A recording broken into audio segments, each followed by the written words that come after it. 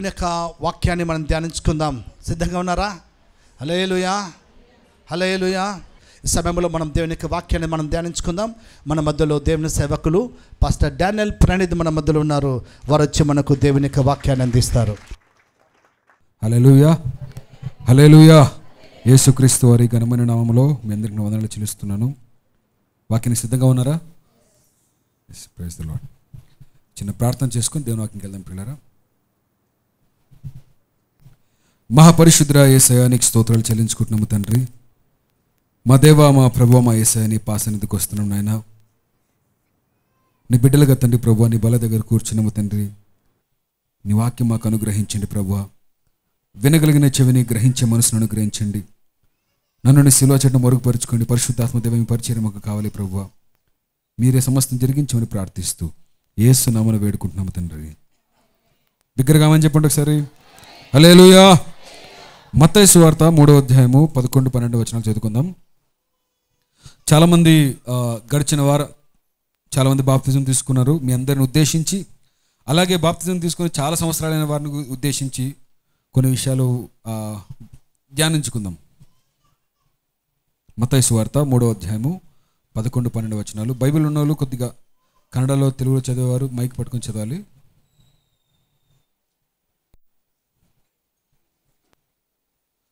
త్వరగా చదవాలి.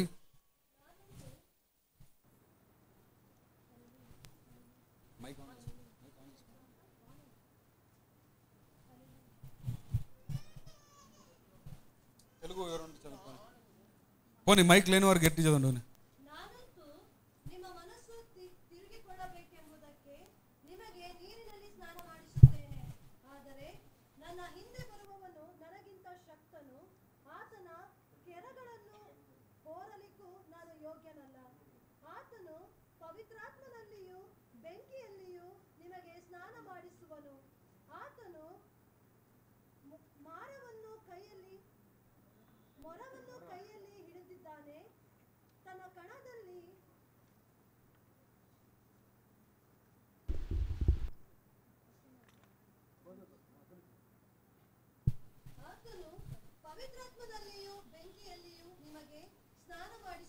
అది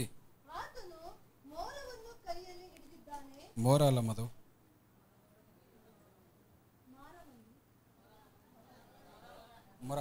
మొర.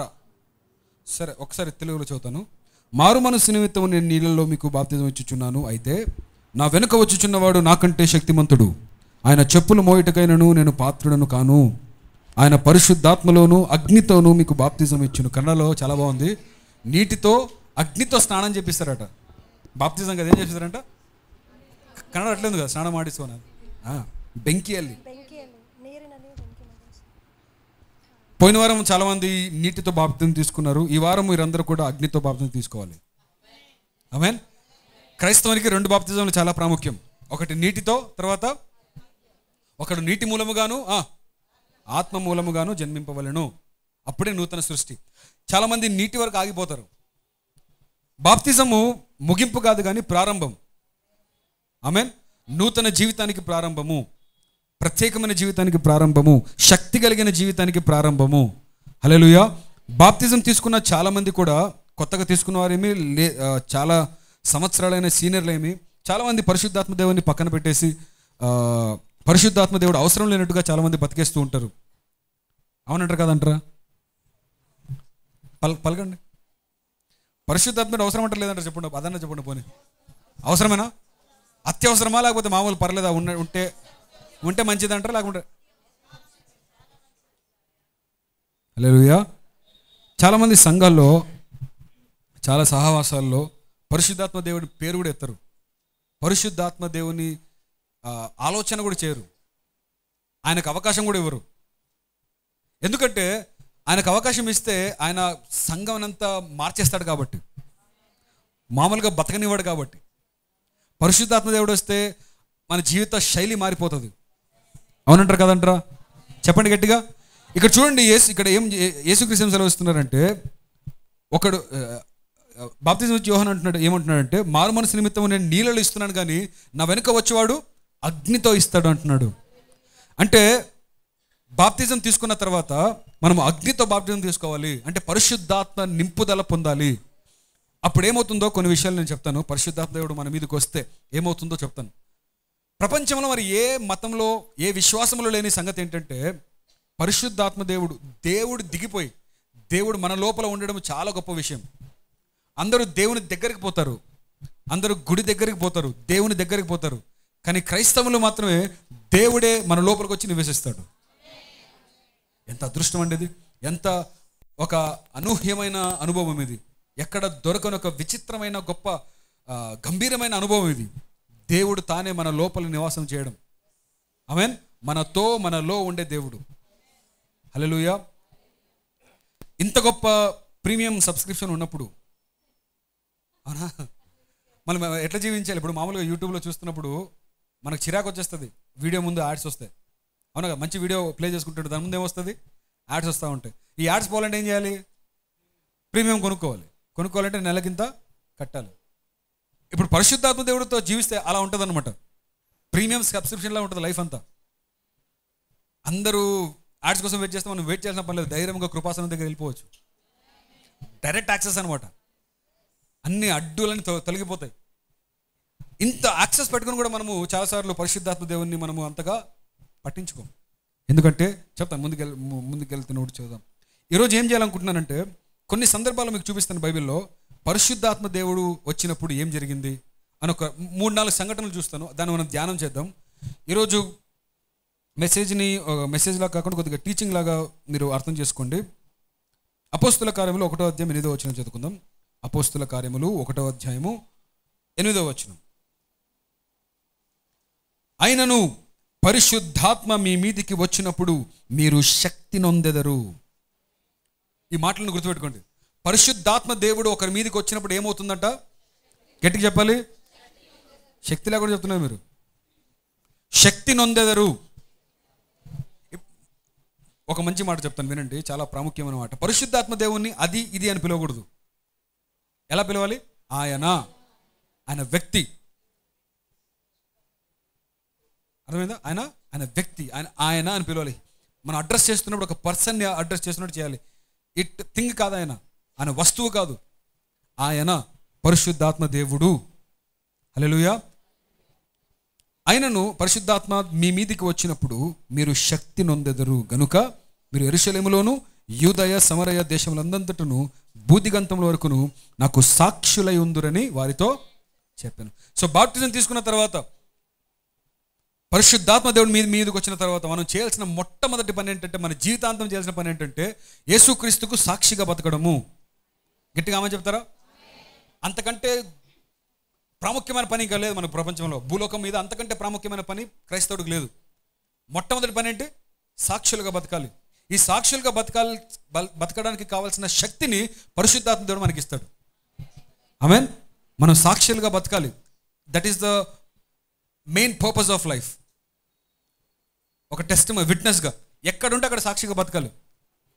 ఆమేన్. మామూలుగా ఒక కేస్, ఒక ముద్దాయి కోర్టులో ఉన్నప్పుడు ఆయనకి శిక్ష పడాలా లేదనే దేవుడి మీద డిపెండ్ అవుతుంది, సాక్ష్యాధారాల మీద. అవునా కదా? ఇది కేవలం ఈ ప్రపంచమే కోర్టు మనకి, ఈ ప్రపంచమంతా కోర్టే మనకి. యేసుక్రీస్తుని అంతా ముద్దాయిగా చిత్రీకరిస్తున్నారు. అప్పుడు మనం నిలబడి చెప్పాలి, యేసుక్రీస్తుకు నేనే సాక్షిని, ఆయన నిజమైన దేవుడు, ఆయన రక్తం ఇంకా పనిచేస్తుంది. గట్టిగా ఆమె చెప్పండి. పొద్దున చాలా గొప్ప గొప్ప సాక్ష్యాలు విన్నాం చర్చిలో. చాలా కుటుంబానికంతా ఎదురుగా నిలబడి కొంతమంది బాప్తిజం తీసుకున్నారు. వాళ్ళందరూ తెగించి మరి నిలబడి దేవుని కోసం నిలబడినారు. మన సంఘంలో ఆల్మోస్ట్ అందరూ అలా తెగించిన వాళ్ళే. ఎవరికి అంత ఈజీగా అందే అనుకూలాలు జరగలేదు. యేసుక్రీస్తు నమ్ముకోవాలంటే కొంత తెగింపు కావాల్సింది అందరికీ. హల్లెలూయా. అందరూ తెగించి దూరం వచ్చిన వాళ్ళే. దేవుని నామానికి స్తోత్రం కలుగును గాక. హల్లెలూయా.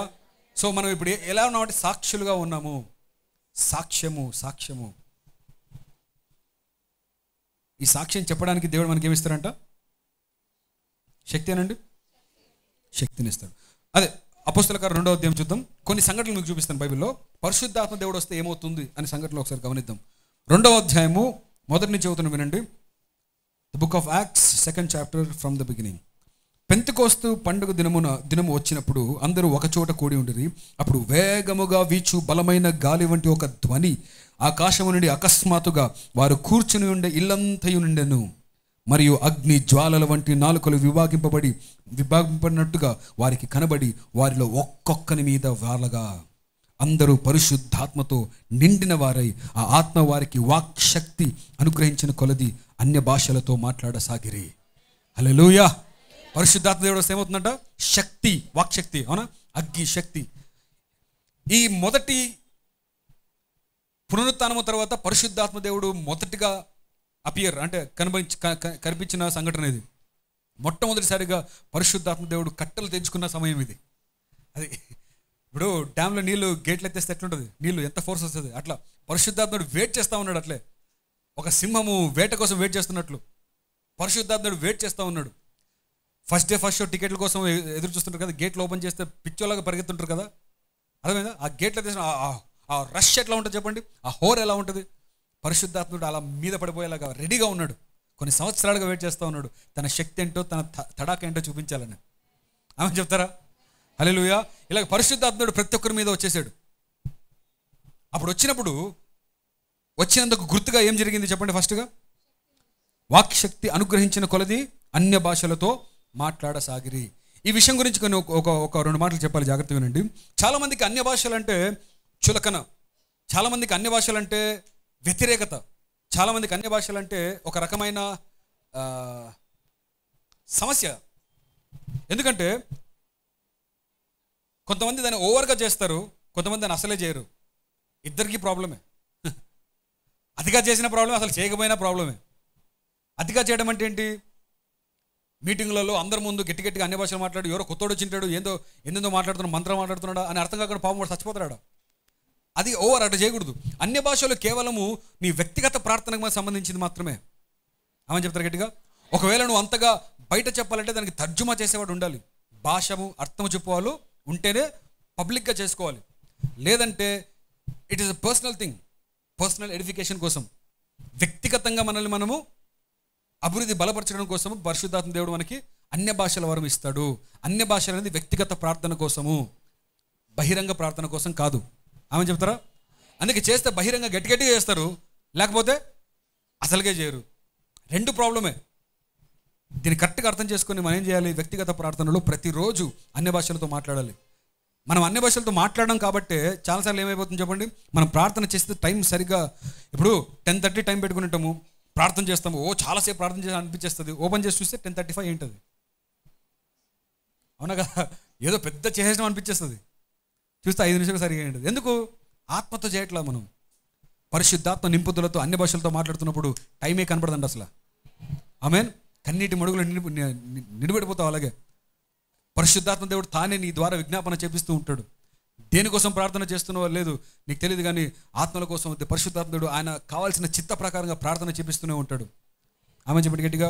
సో భాషల గురించి, అన్య భాషల గురించి, సరే అది ఎట్లా చేయాలి, ఏం చేయాలి, ఎప్పుడు చేయాలి, అది కావాలంటే దానికి సపరేట్ క్లాస్ తీసుకోవాలి. ఒకవేళ మీకు చాలా దాని గురించి ఆశ ఉంటే అడగండి, నేను డైరెక్ట్గా ప్రత్యేక స్పెషల్ క్లాస్ తీసుకుంటాను. ఓకేనా? దానికి ఫీజు అవన్నీ ఉంటాయి. లేదండి. మరి అపోస్తుల కార్యం 8వ అధ్యాయం 12వ వచనం చూద్దాం.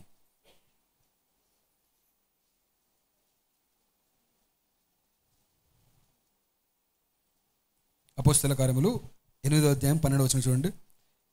ఇది బాగుంటుంది. ఒక ఊరిలో సమరయ అనే దేశంలో ఒకడు ఉన్నాడంట.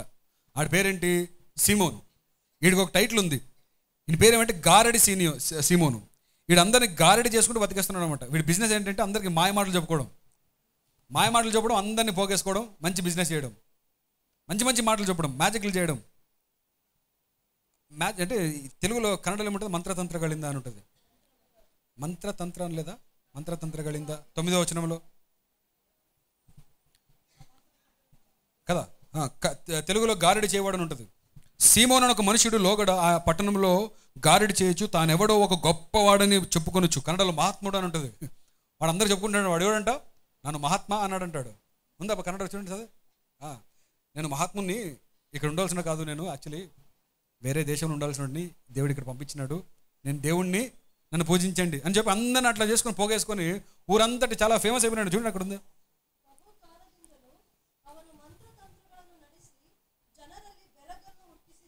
ఆహా,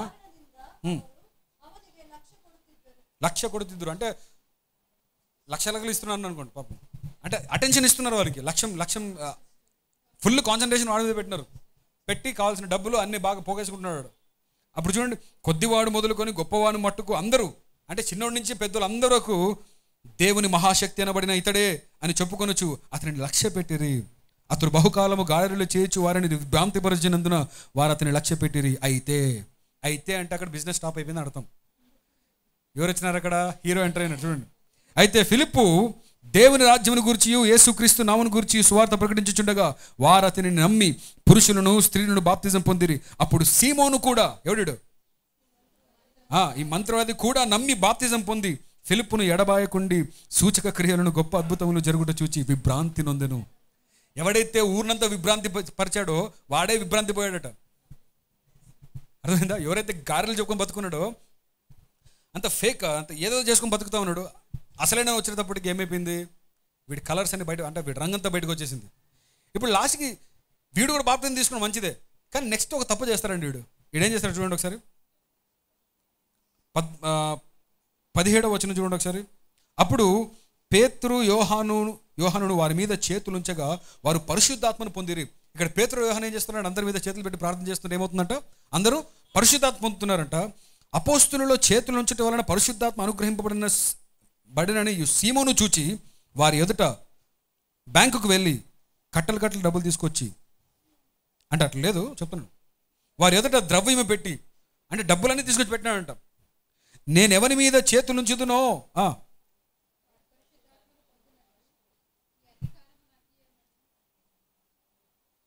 మళ్ళీ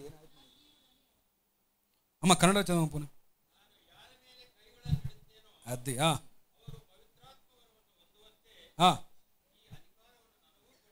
చాలు అంటే వీడికి ఏం తెలిసింది? ఇది గారడి చేస్తే వచ్చేది కాదు, ఇదేంటిది? ఇది అథారిటీ, ఇది అధికారంతో వచ్చేది, ఇది మామూలుగా వచ్చేది కాదు. వీళ్ళు చాలా అధికారంతో చేస్తూ ఉన్నారు. ఈ అధికారము డబ్బులతో వచ్చేది కాదు, అంటే ఈ అధికారము గారడి చేస్తే వచ్చేది కాదని చెప్పి తెలుసుకున్నాడు మనోడు. అందుకే పేదోడు పోయి ఏమంటున్నాడంటే, సార్ మరి ఎంత కావాలంటే అది ఇస్తాను, నాకు కూడా సేమ్ మీరు ఎట్లా చేతులు పెడితే ఎట్లా అద్భుతం ఆత్మ పొందుకుంటే నేను కూడా అట్లే చేయాలా. పోయి ఎవరు నడుతున్నాడు? ఎవరు నడుతున్నాడు? పేతురు గారు నడుతున్నాడు. ముందే పేతురు టెంపర్ తెలుసు కదా మీకు. పేతురు ఏమంటాడు చెప్పండి అప్పుడు? నువ్వు నీ డబ్బు అక్కడే నశించిపోను గాక, అంతే, నువ్వు నీతో పాటు నీ డబ్బు అంతా వెళ్ళిపోను గాక. చూడండి, అందుకు పేతురు, నీవు ద్రవ్యమిచ్చి దేవుని వరము సంపాదించుకుందువని తలంచుకున్నందున నీ వెండి నీతో కూడా నశించునుగాక. నీ హృదయము దేవుని ఎదుట సరి అయినది కాదు కనుక ఈ కార్యముందు నీకు పాలు పంపులు లేవు. కాబట్టి ఈ నీ చెడుతనమును మానుకొని మారు మనస్సు పొంది ప్రభువును వేడుకొనుము. ఆమేన్. ఒక మాట చెప్పనా, పరిశుద్ధాత్మ వరం అనేది ఫ్రీ, కానీ చీప్ కాదు. అది ఫ్రీ, ఉచితం, కానీ చీప్ కాదు. అది డబ్బులు పెడితే వచ్చేది కాదు. అది ఎంత డబ్బు పెట్టినా మనం కొనుక్కోలేం. కాబట్టే దేవుడు తన మహాదయా సంకల్పం చెప్పున ఫ్రీగా ఇచ్చేసాడు మనకు. నేనేం చెప్పడం ప్రయత్నం చేస్తున్నా అంటే, దీంట్లో ఎంత అధికారం ఉంది, దీంట్లో ఎంత శక్తి ఉందనే సంగతి ఎవరు చూశారు? సీమోను చూశాడు, గారెడి సీమోను చూశాడు. అంటే వాడికి అర్థమైంది పరిశుద్ధాత్మ శక్తి ఎంత గొప్పదో. దాన్ని డబ్బులు పెట్టి ఎట్లానే చేసి ఇది నేను పొందుకోవాలనుకున్నాడు, కానీ అది కుదరలేదు. ఎందుకు? పోయి ఎక్కడ డీల్ పెడదాం అనుకున్నాడు? పోయి పేతురు గారి దగ్గర చేద్దాం అనుకున్నాడు. ఇవన్నీ తెలుసు కదా, పేతురు అంటే ఎట్లుంటుంది. డబ్బుల విషయాలు ముందేమంటాడు? ఇదిగో ఇప్పుడే నీ భార్యను సమాధి వచ్చినారు, నువ్వు కూడా వెళ్ళిపో. భార్య భర్త ఫస్ట్ నీ భర్త అయిపోయినాడు, నెక్స్ట్ ఆయనతో పాటు నువ్వు కూడా పొమ్ము అంటాడు. అంత డేంజర్ మనోడు. ఆయన దగ్గర పోయి డబ్బులు ఇస్తాను ఆత్మనివ్వు అంటే అయ్యలేదు. ఓకే, సో ఫస్ట్లో ఏం జరిగింది చెప్పండి? అన్ని భాషలు మాట్లాడినారు. సెకండ్లో ఏం అర్థం చేసుకున్నారు? ఇది డబ్బులతో వచ్చేది కాదు, ఇది అధికారంతో వచ్చేది. ఆమేన్. పరిశుద్ధాత్మ దేవుడు అభిషేకం ఎట్లా వస్తుంది చెప్పండి? డబ్బులతో కొనేది కాదు, కానీ చాలా విలువైనది. ఓకే, మూడు దానికి వెళ్ళిపోదాం, త్వరగా చూసుకుందాము. 9వ అధ్యాయము. ఇక్కడ పౌలు భక్తుడు, పౌలు కాకముందు సౌలుగా ఉన్నప్పుడు దమస్కు దేశంకి వెళ్తా ఉన్నాడు క్రైస్తవులను చంపేయాలని. అప్పుడు యేసుక్రీస్తు ఆయన దర్శించి అప్పుడు సౌలు పౌలుగా మారుతాడు. అవునా? అప్పుడు ఆ మారుతున్న క్రమంలో ఆ దర్శనములు ఏమైపోతుంది చెప్పండి? కళ్ళు మూసుకొని పోతాయి. అప్పుడు అననీయ అని దేవుడు పంపిస్తాడు. ఎవరి దగ్గరికి? పౌలు దగ్గరికి పోయి ప్రార్థన చేయి, అప్పుడు పౌలు రక్షణ పొందుతాడని. రక్షణ కాదు, బాప్తిజం తీసుకోవాలని. 17వ వచనం చదువుతున్నాను వినండి. అననీయ వెళ్ళి ఆ ఇంట ప్రవేశించి అతని మీద చేతులుంచి, సౌలా సహోదరుడా, నీవు వచ్చిన మార్గంలో నీకు కనబడిన ప్రభు అయిన యేసు నీవు దృష్టి పొంది పరిశుద్ధాత్మతో నింపబడినట్లు నన్ను పంపి ఉన్నాడని చెప్పాను. అప్పుడే అతని కన్నుల నుండి పొరల వంటివి రాలగా దృష్టి కలిగి లేచి బాప్తిజము పొందెను. తరువాత ఆహారం పుచ్చుకొని బలపడెను. హల్లెలూయా. ఇక్కడ ఒక చిన్న విషయం అర్థం చేసుకోండి. బాప్తిజం తీసుకున్న తర్వాత పరిశుద్ధాత్ముడు వస్తాడా, లేకుంటే పరిశుద్ధాత్ముడు పొందుకున్నాక బాప్తిజం వస్తుందా?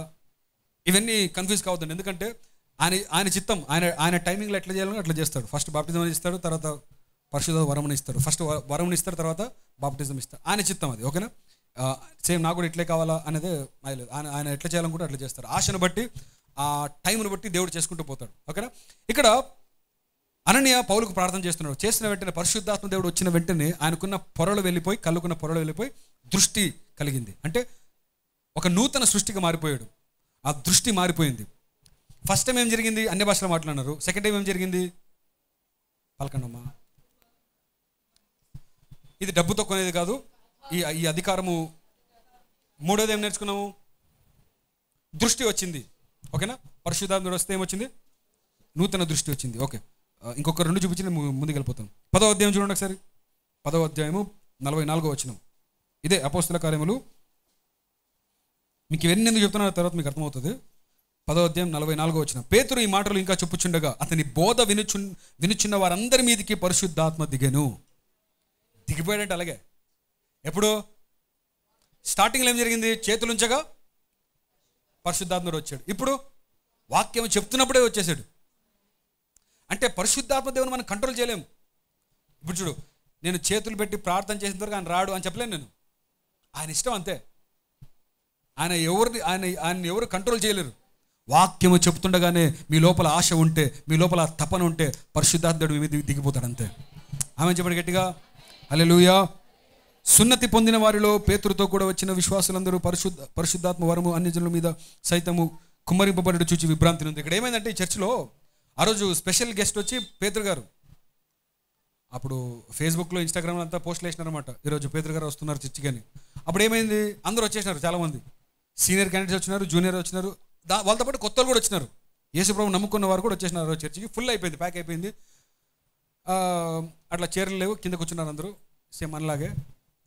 అప్పుడు ఏమైందంటే పేతురు భక్తుడు ఆడ వాక్యం చెప్తున్నప్పుడు అందరి మీదకి పరిశుద్ధాత్మ వచ్చేసినట్ట. ఇప్పుడు ఏమైందంటే ప్రాబ్లము, సీనియర్కి ప్రాబ్లం వచ్చింది. అరే నేను 20 సంవత్సరాల నుంచి, 30 సంవత్సరాల నుంచి, 10 సంవత్సరాల నుంచి నేను దేవుని నమ్ముకున్నాను. ఈరోజు వచ్చినాడు కొత్తవాడు, వీడు కూడా పరిశుద్ధాత్మ వచ్చేసిందా అని ఫీల్ అయిపోతున్నారు వీళ్ళు. నేను మీకు తెలుసు కదా ఎట్లా నిలబడిన దేవుని కోసం, విశ్వాసం తెలుసు కదా, ఆ టైంలో ఉండాలంటే చాలా కష్టం, అయినా ఉన్నాను అని ఫీల్ అయిపోతున్నాడు సీనియర్లు అందరూ. యూతలు ఎవరు వచ్చినారు? కొత్తగా వచ్చినారంట. అప్పుడే ఆ రోజు వచ్చినారు. వాళ్ళ మీద కూడా పరిశుద్ధాత్ముడు దిగిపోయినాడు. ఆమె చెప్పండి గట్టిగా.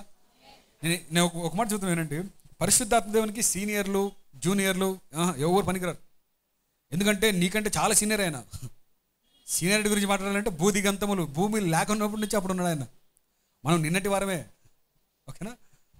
నిన్నటి వరకు, ఈరోజు వారం మనం, నేటి వారమే. సరే,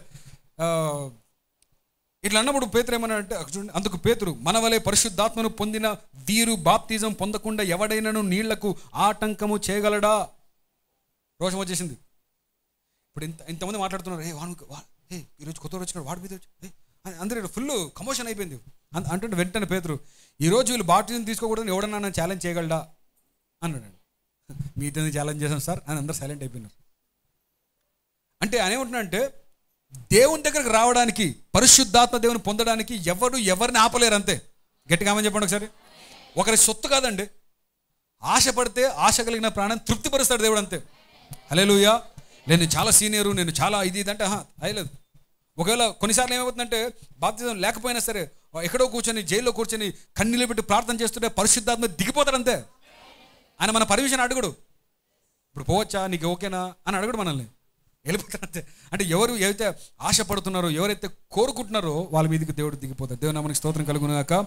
అందుకే నేనేమంటానంటే, ఎవరి రక్షణకి, ఎవరి బాప్తిజంకి ఎవడు అడ్డుపడలేడంతే. ఆమేన్. హల్లెలూయా. యేసుక్రీస్తు నామమందు వారికి బాప్తిజం పొందవాలని ఆజ్ఞాపించిన తర్వాత కొన్ని దినములు. ఓకే, చివరి సంఘటన చూపించి నేను ముందుకు వెళ్ళిపోతాం. 19th చాప్టర్కి వెళ్ళిపోతాం. 19వ అధ్యాయము. దేవుడు అయితే మాట్లాడుతున్నాడా? అర్థమవుతుంది ఏమన్నా మీకు? ఏదో ఒకటి చెప్పండి. ఇప్పుడు అపోలో భక్తుడు కొరింథీలో ఉన్నప్పుడు ఏమైందంటే, పౌలు పై ప్రదేశములలో సంచరించి ఎఫెసునకు వచ్చి కొందరు శిష్యులను చూచి, మీరు విశ్వసించినప్పుడు పరిశుద్ధాత్మను పొందితిరా అని వారిని అడగగా, వారు పరిశుద్ధాత్ముడు ఉన్నాడన్న సంగతి మాకు మేము వినలేదు అని చెప్పారు. పౌలు భక్తుడు ఏమంటున్నాడు? మీరు పరిశుద్ధాత్మ పొందుకున్నారా అని అడిగానండి. అడిగిన వెంటనే వీళ్ళేమంటున్నారు? అసలు పరిశుద్ధాత్మ దేవుడు అన్నాక ఒక ఆయన ఉన్నాడన్న సంగతి మాకు తెలియదు అన్నాడు. అప్పుడు ఈయన కోపం వచ్చేసింది. అసలు మరి ఏం బాప్తిజం తీసుకున్నారా మీరు అని అడుగుతున్నారు. చూడండి అక్కడ.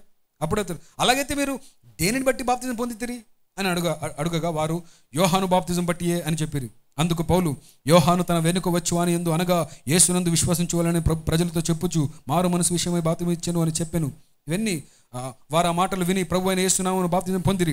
తరువాత పౌలు వారి మీద చేతులుంచగా పరిశుద్ధాత్మ వారి మీదికి వచ్చెను. అప్పుడు వారు భాషలతో మాట్లాడుటకును ప్రవచించుటకును మొదలుపెట్టిరి. వారందరూ ఇంచుమించు 12 పురుషులు. హల్లెలూయా. ఇక్కడ ఏం జరిగింది చెప్పండి? ఈ 12 మంది నమ్ముకున్నారంట, బాప్తిజం పొందుకున్నారంట, కానీ ఊరికి ఒక మతపరమైన ఆలోచనలో ఉన్నారు. కానీ పౌలు భక్తుడు ఎప్పుడైతే వచ్చి అడిగినాడో, లేదు అసలు ఆ సంగతి వినలేదన్న వెంటనే మళ్ళీ ఏం చేసినాడు? మొత్తం కటింగ్ చేసి పరిశుద్ధాత్మ పొందుకోవాలని చెప్పి వాళ్ళు చేతులు పెట్టి ప్రార్థన చేసి పరిశుద్ధాత్మ పొందుకున్న వెంటనే వాళ్ళు ఏం చేసినారు? ఇప్పుడు అన్య భాషలు మాట్లాడిన తర్వాత ప్రవచనం చెప్పడము ప్రారంభించారు. ఈ 5 సంఘటనలు కలిపి చూస్తే ఏమనిపిస్తుంది చెప్పండి మీకు? ఈ 5 సంఘటనలు మనం చూపించాను. ఇవన్నీ కలిపి చూస్తే మీకు ఏమనిపిస్తుంది? పరిశుద్ధాత్మ దేవుని ఎవరు కంట్రోల్ చేయలేరు. పరిశుద్ధాత్మ దేవుడు రావాలంటే ఆశ ఉండాలి, డబ్బులుంటే రాదు. ఆమె చెప్పండి. పరిశుద్ధాత్మ దేవుడు ఆశ ఉండాలి, అత్యాసక్తి ఉండాలి, ఆకాంక్ష ఉండాలి. అన్నిటికంటే ఎక్కువగా మనము పరిశుద్ధాత్మ వరములను ఆపేక్షించాలి. హల్లెలూయా. సో కొత్తగా బాప్తిజం తీసుకున్నవారు కానివ్వండి, తీసుకొని చాలా రోజులు అయిన వారు కానివ్వండి, ఒకవేళ పౌలు భక్తులు మన చర్చకు వస్తే చాలా కోపడతాడేమో. ఎంతమంది పరిశుద్ధాత్మ పొందుకున్నారంటే మనం ఏం చేస్తాం చెప్పండి? పరిశుద్ధాత్మ ఉన్న సంగతే అంటారా కోపం తీసి? లేదు కదా. ఒకవేళ ఇంతవరకు మీకు అనుభవం లేకపోతే ప్రార్థన చేయండి. ఒకరు వచ్చి చేతులు పెట్టి ప్రార్థన చేయాలంటే పని లేదు. మీరు చదువుకున్నాగా ఇందాక, వాక్యము చెప్తుండగానే వచ్చేస్తుంది. ఆయన దిగిపోతాడంతే. ఆయన ఎవరి మీద పక్షపాతం చూపిడు. ఆశ కలిగిన ప్రాణాన్ని తృప్తిపరుస్తాడు. ఒక చాలా ప్రాముఖ్యమైన మాట చెప్పి ముగించేస్తాను. అసలు పరిశుద్ధాత్మ దేవుడు ఇంతసేపు మాట్లాడుకుంటున్నాం కదా, పరిశుద్ధాత్మ దేవుడు మన మీదకి రావడం వల్ల మనకు వచ్చే ఉపయోగం ఏంటి, అసలు అడ్వాంటేజ్ ఏంటి అనే సంగతిని చెప్పి నేను ముగించేస్తాను. నేను ఇందాక చెప్పాను కదా, ప్రపంచంలో ఏ వ్యక్తికి లేకున్నా ఏ మతంలో లేని గొప్ప అవకాశం అనుకుందన్నాను కదా, దేవుడు మన లోపల ఉండడము.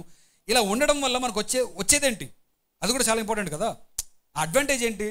సరే, అన్ని భాషలతో మాట్లాడుతున్నాం, ఇవన్నీ జరుగుతాయి. What is advantage of having holy spirit god in our lives? Okay, చెప్తాను వినండి. పరిశుద్ధాత్మ దేవుడు ఉంటే బైబిల్లో చాలా విషయాలు ఉన్నాయి. ఆయన మిమ్మల్ని సర్వసత్యం నడిపిస్తాడు అని చాలా చాలా విషయాలు ఉన్నాయి. చెప్పుకుంటూ పోతే చాలా డీటెయిల్డ్గా చాలా టైం పడుతుంది. కానీ మీ అందరికీ అర్థం కావడం సింపుల్ ఒక మాటలో చెప్పేస్తాను, అర్థం చేసుకోండి. పరిశుద్ధాత్మ దేవుడు మీ లోపలికి వచ్చినప్పుడు పరిశుద్ధాత్మ దేవుడు మిమ్మల్ని యేసుక్రీస్తులాగా మార్చేస్తాడు. అయిపోయా. క్రీస్తు పోలికలనే మార్చేస్తాడు. అంటే ఒక రోజులో కాదనుకోండి, ఒక రోజులో ఇట్స్ ఎ ప్రాసెస్, టైం పడుతుంది. కానీ ఆయన వస్తే ఏమైపోతుంది చెప్పండి? క్రీస్తు పోలికలు నేను మార్చేస్తాడు. నీ రూపమునే నేను చూచుకొనుచు ఆత్మీయ యాత్రలో సాగెదను. నిందలు వచ్చినా శ్రమలెన్ని వచ్చినా నీ నుండి నన్ను వేరు చేయునా. నిందలు వచ్చినా శ్రమలను వచ్చినా నీ నుండి నన్ను వేరు చేస్తాయా ప్రభు? ఎందుకంటే నీ పోలికలో మారిపోతున్నాను కాబట్టి ఇక ఏది నన్ను మార్చలేదు. ఒక గొప్ప దైవసేవకు మాట అంటాడండి, చాలా ఇష్టం నాకు. ఆయన ఒక పాట రాశాడు, 2 లైన్లు రాశాడు. ఎంత అద్భుతమైన పాట అంటే, ఆయన దేవునితో ఎంత దగ్గరగా ఉన్నాడో అర్థమైపోతుంది చూడండి. ఆయన రాసిన పాట ఏమంటే, యాత్ర ముగించేలోపు నీ పోలికలో నన్ను మార్చే ప్రభు అని రాసినాడండి. అంటే నేను చచ్చిపోయేలోపు నీలాగా మారిపోవాలి. అంతకంటే పెద్ద ఆశ లేదు, అంతకంటే పెద్ద కోరిక లేదు. గట్టిగా ఆమని చెప్తారా? ఎవరికి ఆశ లేదు, అందుకే ఎవరు ఆమని చెప్పట్లేదు. మీకు దాని శక్తి అర్థం కావట్లేదు, మీకు దాని యొక్క గాఢత, దాని గాంభీర్యత అర్థం కావట్లేదు మీకు. నేనేమంటున్నాను తెలుసా, ఆ భక్తుడు ఏమన్నా అంటే, యాత్ర ముగించక మునిపే నీ పోలికలను మార్చేయి. నేను చచ్చిపోయేలోపు నన్ను చూస్తే యేసు ప్రభువుని చూసినట్టు ఉండాలి ప్రభువా. ఇంకంతకంటే పెద్ద కోరిక లేదు, ఆశ లేదు. ఎంత పెద్ద కోరిక తెలుసండి అది. మనం చాలా తక్కువ అనుకుంటాం అది. మనమే అనుకుంటాం యాత్ర ముగించేలోపు మా పిల్లలందరికీ ప్రభువా మంచి ఆస్తులు అంతా కూడబెట్టుకుని ప్రభు. మన ఆశలు ఏమంటే చెప్పండి, యాత్ర ముగించేలోపు నాకున్న బాధ్యతలన్నీ తీర్చేయాల ప్రభువా. అదా అసలైన కోరిక అంటే తెలుసా, యాత్ర ముగించేలోపు నీ పోలికలను మార్చేయి. ఎంత మాట అండి అసలు. ఒక మాట చెప్పిన మీకు ధైర్యపరచడం చెప్తాను. మీరు చాలా తక్కువ అంచనా వేస్తున్నారు ఆ మాటని. యేసుక్రీస్తు ఎప్పుడైనా ఆకలితో ఉన్నాడంటే, ఆకలితో చచ్చిపోయినాడు ఎప్పుడన్నా? 5,000 మందికి పెట్టే చేయ కానీ ఎప్పుడు అడుక్కునే చేయ కాదు కదా. ఆయన పోలికలో మారిపోవడం అంటే నీకు ఎప్పుడైనా కొదువు ఉంటుందా? ఆయన పోలికలు మారిపోవడం అంటే నీ లోపల పాపం ఉంటుందా? ఆయన పోలికలు మారిపోవడం అంటే నీకు భయం ఉంటుందా? ఆయన పోలికలు మారిపోవడం అంటే అసలు ఎట్లుంటే చెప్పండి? రేపటి గురించి ఆలోచన ఉంటుందా నీకు? పరిశుద్ధాత్మ దేవుని మీరు అనుమతిస్తే ఏమైపోతుంది తెలుసా, ఆయన మీ కంటికి ఫిల్టర్ వేస్తాడు, మీ మాటలకి ఫిల్టర్ వేస్తాడు. ఇంతకుముందు చూపులాగా ఇప్పుడు ఉండదు.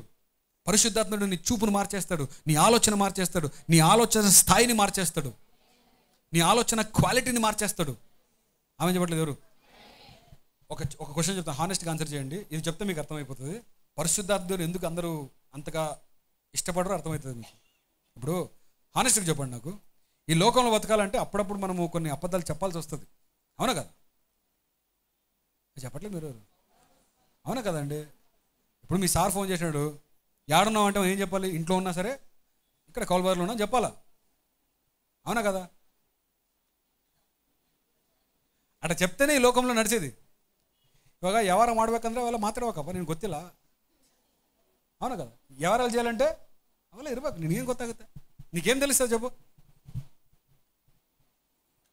ఇప్పుడు నేను చెప్పు పరిశుద్ధాత్మ దేవుడు ఉంటే మీరు అబద్ధాలు చెప్పకూడదంటే మీరు ఎట్లుంటారు చెప్పండి? ఇంకా వద్దాపా, పరిశుద్ధం మీరే పెట్టుకోండి. వస్తాను అప్పుడప్పుడు, ఆదివారం వస్తాను, చర్చికి వస్తాను, పోతాను, బాగా నాకెందుకు ఈ పరిశుద్ధాత్మ, నాకేం పట్టా అని వదిలేస్తారు. ఎందుకు? ఆయన ఉన్నప్పుడు ఏం చేస్తారు తెలుసా, చిన్న చిన్న వాటి మీద కూడా పెద్ద కాన్సన్ట్రేట్ చేస్తాడు. ఎట్లా చెప్తే మాట చెప్పుడు కదా. నీ మాట అవునంటే అవును, నీవు కాదంటే కాదని, నీవు చాలా నిక్కచ్చిగా ఉండాలి కదా. అట్లా ఉండడం కష్టమండి మనకు. అవునా కదా? లేకపోయినా పర్లేదు అనుకుంటాం మనం. సర్లే ఎట్లా బతుకుతాం, ఎన్నో బతకలేదా ఏంది, పక్కన పెడతాం పరిశుద్ధాత్మ దేవుడు. చర్చికి పోతామా లేదా? పోతాము. చచ్చిపోతే పరలోకం పోతాం లేదా? చాలా అయిపోయా. దానికి పరిశుద్ధాత్మ పెట్టుకొని కష్టమవుతుంది. ఇప్పుడు కొన్ని పనులు చేయాలంటే ఏం చేయాలా? చెప్పాల్సి వస్తుంది. అవునా కదా?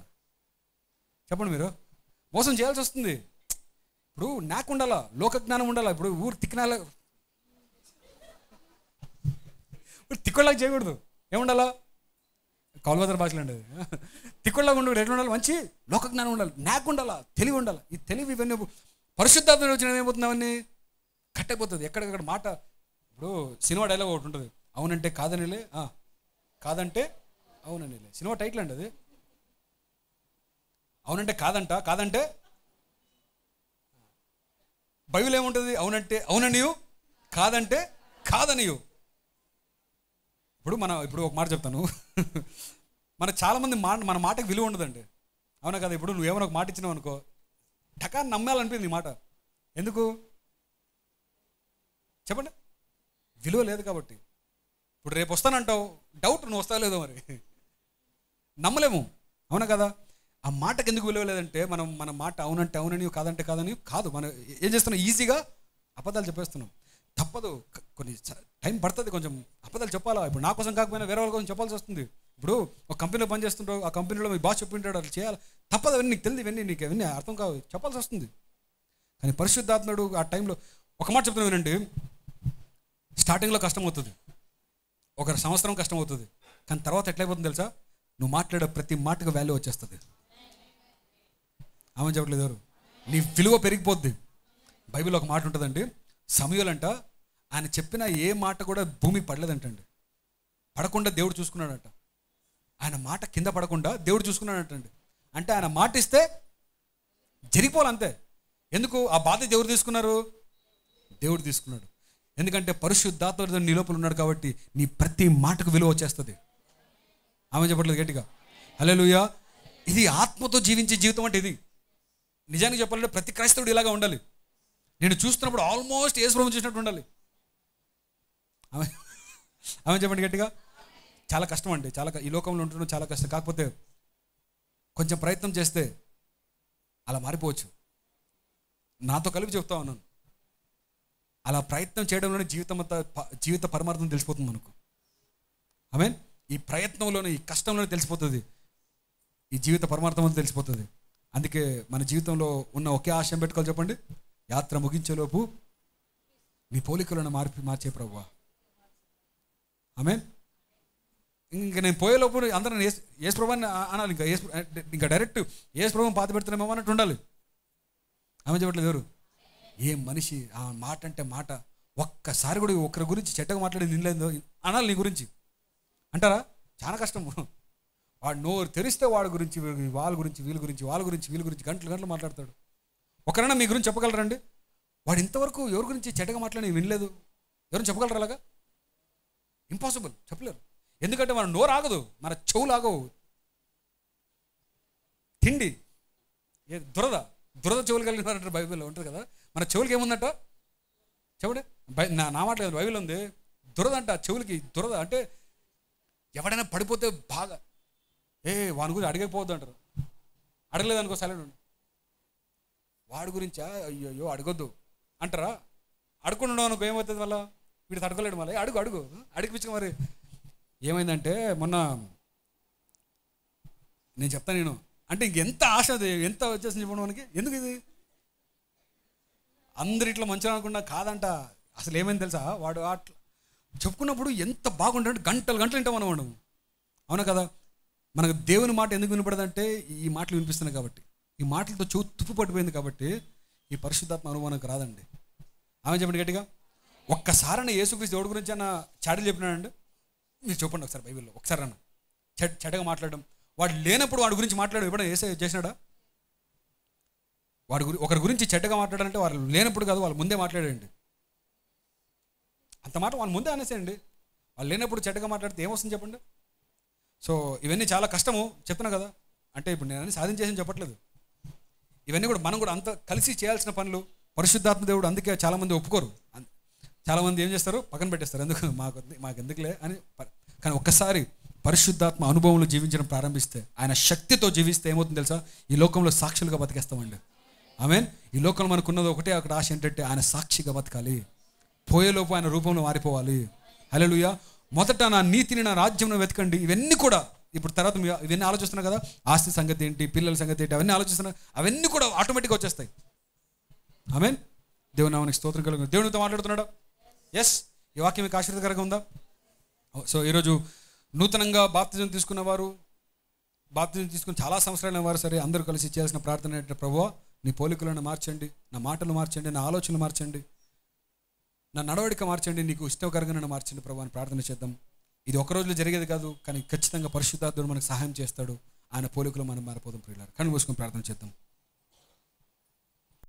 మహాపరిశుద్ధుడా యేసయ్యా నీకు స్తోత్రం తండ్రి. విత్తబడిన వాక్యం బట్టి స్తోత్రం నాయనా. దాని ఫలములు తను మేము చూసి కృపను గురించి ప్రార్థిస్తున్నాం. నిజముగా ప్రభువా నీ పోలికలు మమ్మల్ని మార్చేయండి. మీ మాటలే మా మాటలుగా మార్చండి తండ్రి. మీ ఆలోచనలే మా ఆలోచనలుగా మార్చండి నాయనా. అనుదినము ప్రభువా నీ వాక్యం చదువుతూ ప్రార్థన చేస్తూ ప్రభువా నీలో అంటుకట్టుబడి జీవిస్తూ, నీకు దగ్గరగా జీవిస్తూ, నీకు ఇష్టకరంగా జీవిస్తూ, నీకు అసహ్యమైనవన్నీ మా జీవితంలో తీసిపడేసి ప్రభువా నీతో జీవించడానికి మాకు సహాయం చేయమని ప్రార్థిస్తున్నాం.